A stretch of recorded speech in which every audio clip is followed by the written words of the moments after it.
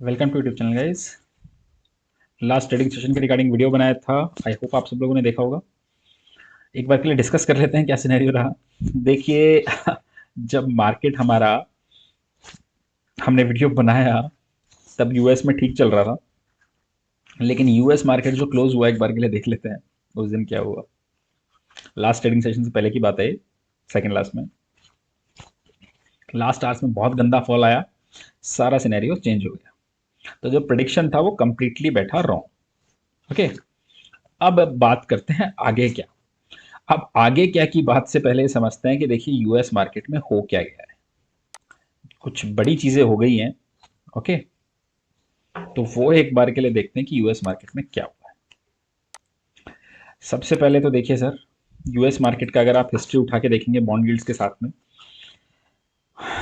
तो ऐसा कोई बहुत इशू नहीं हुआ है, लेकिन बहुत कम इंसिडेंट हैं जब थोड़े टाइम के लिए US market 200 day exponential moving average से नीचे जाता है।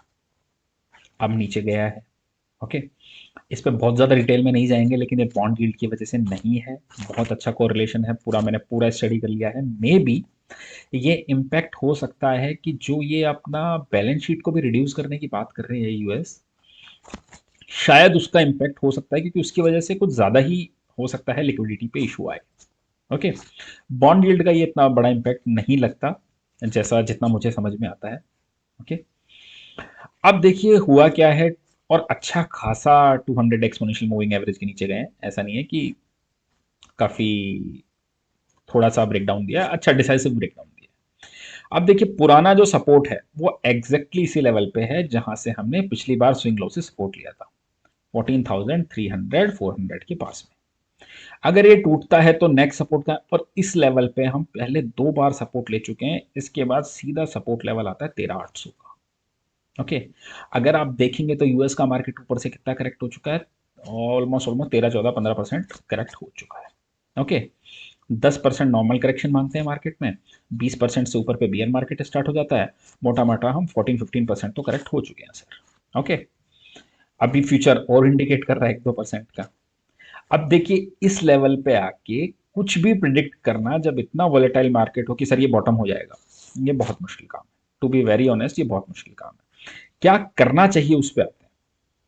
ओके, मुझे लगता है जो गिरावट हो रही है, आपको 110% सिप करनी चाहिए। किन स्टॉक्स में करनी चाहिए आप ये समझिए। आईटी स्टॉक्स में कीजिए आप, जो बहुत ज़्यादा पिट चुके हैं। ओके, आप रिजल्ट के बाद में बजाज फाइनेंस नीचे आ गया, आईटी के अलावा आप वो देखिए। हमारे 2 रिजल्ट, रिलायंस का रिजल्ट मार्केट के एक्सपेक्टेशन से बेहतर रहा, आईसीआईसी का रिजल्ट मार्केट की एक्सपेक्टेशन से बेहतर रहा, बहुत बेहतर रहा, बेहतर भी नहीं मैं कहूँगा।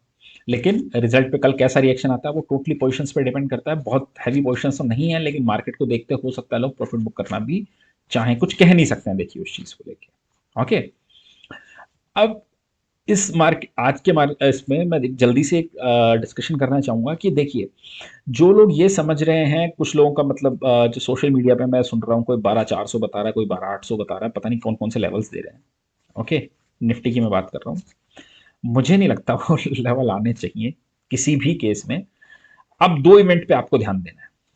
एक क्या है, इंडिया और यूएस में डिफरेंस क्या है, आप ये समझिए। क्यों मैं इसकी बात कर रहा हूँ, आप ये इस स्टॉक को देखिए, ये है नेटफ्लिक्स इनका। ठीक है सर, ये नेटफ्लिक्स का स्टॉक है। नेटफ्लिक्स के स्टॉक का क्या हाल है, आप ये देखिए। ये कैंडल पीछे छुप गई थी, आप ये देखिए। नेटफ्लिक्स स्टॉक 22%, 21 22% डाउन हुआ है। समझ रहे हैं आप 22% का मतलब, ये नेटफ्लिक्स है जो नेस्डैक का हैवी वेट है, ये उस स्टॉक का हाल है। ओके, मतलब आप ये समझिए हमारे यहाँ पे टाइप के जैसे हैवी वेट हैं, एसबीआई, आईसीआईसीआई, रिलायंस टाइप के जो 15 20% गिर जाएं एक ही दिन में, तो मार्केट का क्या हाल होगा। ये वो हाल हुआ है। तो यूएस में जो कंपनीज हैं उनके जो रिजल्ट्स आ रहे हैं वो मार्केट एक्सपेक्टेशन से बेटर नहीं आ रहे हैं, और उसी के साथ में उनकी जो कमेंट्री आ रही है वो फ्यूचर को लेके बहुत ही ज़्यादा ऑप्टिमिस्टिक साउंड भी नहीं कर रहे हैं। उनके बैंक्स के रिजल्ट देख लीजिए आप, जेपी मॉर्गन, मॉर्गन स्टैनली, इनके रिजल्ट देख लीजिए, उनके आईटीज के रिजल्ट देख लीजिए। इशू आ रहा है उनकी तरफ से। तो एक बहुत ही मेजर डिफरेंस है यूएस के मार्केट के रिजल्ट्स में कंपनी के और हमारे यहाँ के। हमारे यहाँ देखिए, कंपनीज के रिजल्ट मार्केट की एक्सपेक्टेशन से जबरदस्त आउट परफॉर्म कर रहे हैं। अब क्यों? अब उसको भी समझिए, कोविड के बाद में इंडिया की इकोनॉमी सबसे ज्यादा अच्छे पेस पे चल रही है। ओके, ग्रोथ की अपॉर्चुनिटी यहाँ ज़्यादा है, तो मुझे नहीं लगता कि कोई बहुत ज़्यादा पैनिक की ज़रूरत है। हाँ, ऐसे करेक्शंस आते हैं और आएंगे। हमने पहले भी एक बार बुल मार्केट में आपको बताया था कि 15-15, 20-20% के करेक्शन आए हैं। 2003 से 7 के बुल मार्केट का मैंने वीडियो भी बना के बताया था वीडियो के बीच में आपको। ओके, तो सेम चीज़ें हैं, करेक्शन तो आएंगे। अब वो आप प्रिडिक्ट नहीं कर सकते कि किस रीज़न से आएंगे, कि कोई रीज़न नहीं दिख रहा सर। अब देखिए, ये रीज़न 10 दिन पहले से किसी को दिखाई नहीं दे रहा था, अभी कितना बड़ा रीज़न हो गया। ओके, तो ऐसा ही होता है मार्केट में, लेकिन मुझे लगता है आपको इन्वेस्ट करना चाहिए। इंडिया और यूएस के मार्केट में डिफरेंस है जो आपको समझना चाहिए। दूसरा, वहाँ की जो गवर्नमेंट है, जो वो लिक्विडिटी सक करने के साथ ही में आप ये समझिए बैलेंस शीट को भी रिड्यूस करने की बात कर रही है। वो ठीक नहीं है। हमारा बजट आने वाला है, हो सकता है हम और एक्सपेंशन की तरफ ध्यान दें।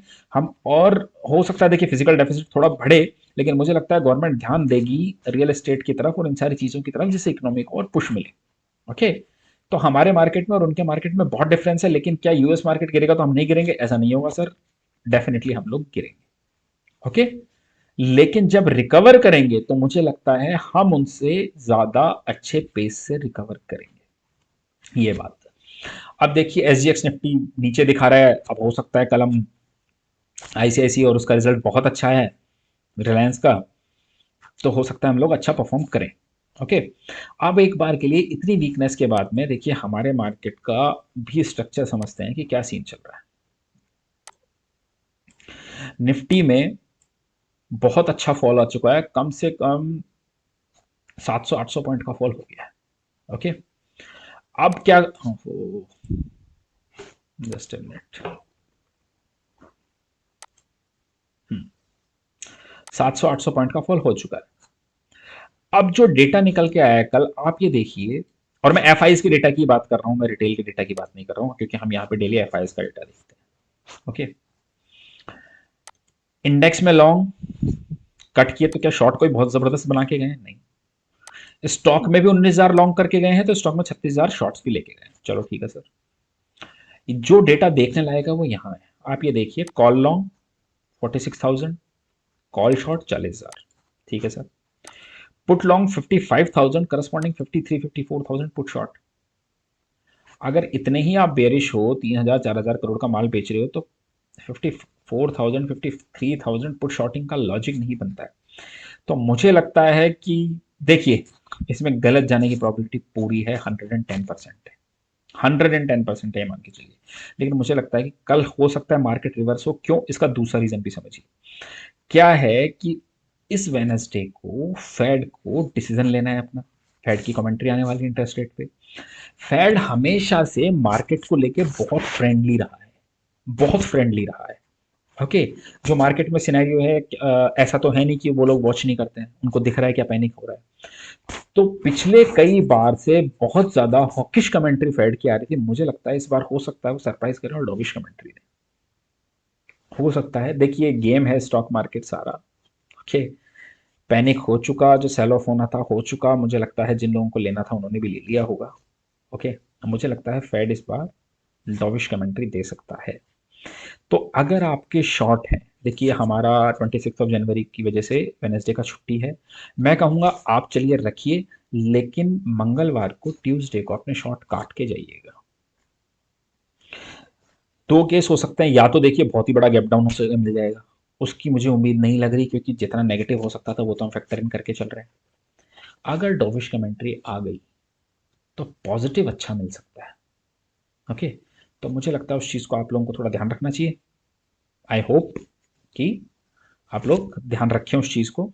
और बेस्ट ये है, कोई पोजीशन अगर शॉर्ट है तो प्रॉफिट बुक करें, पोजीशन ना ले जाएं, उससे बेस्ट तो कोई बात ही नहीं हो सकती। ओके, क्यों रिस्क लेना है इस चीज़ में। तो ये हुआ मार्केट का। अभी देखिए, किसी भी लेवल की मैं बात करूं कि यहाँ पे आके सपोर्ट हो जाएगा, वो लॉजिक नहीं है। क्योंकि यहाँ से पहला सपोर्ट ही आपको 17,100 का दिखता है, उसके उसके बाद 16,800, फिर 16,400। तो लॉजिक नहीं है उस बात का, इस सिनेरियो में लेवल्स आइडेंटिफाई करने का। एक जनरल टर्म पे बात करने का लॉजिक है कि क्या हो सकता है। इसीलिए आज हमने स्टॉक भी नहीं दिए हैं, स्टॉक का कोई लॉजिक नहीं बनता है इस सिनेरियो में, क्योंकि स्टॉक कोई 5% 6% नीचे खुल रहा है तो उसका कोई लॉजिक नहीं। ओके, सो मुझे लगता है ये अपॉर्चुनिटी है, लेके चलिए। आईसीआईसीआई बैंक के बहुत ज़बरदस्त रिजल्ट हैं।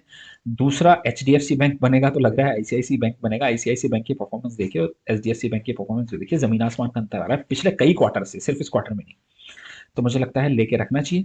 ओके, और इतना पैनिक लेने की जरूरत नहीं है। जब पिछली बार भी पैनिक हुआ तब हमने बोला था कोई पैनिक मत लीजिए, मार्केट रिवर्स करेगा, ये लोग जो 11 12 13 हज़ार ला रहे हैं निफ्टी को नहीं आने वाला है। ओके, सो आई होप आपको वीडियो अच्छा लगा होगा। अच्छा लगा तो लाइक कमेंट और शेयर कर दीजिएगा। Thank you for watching.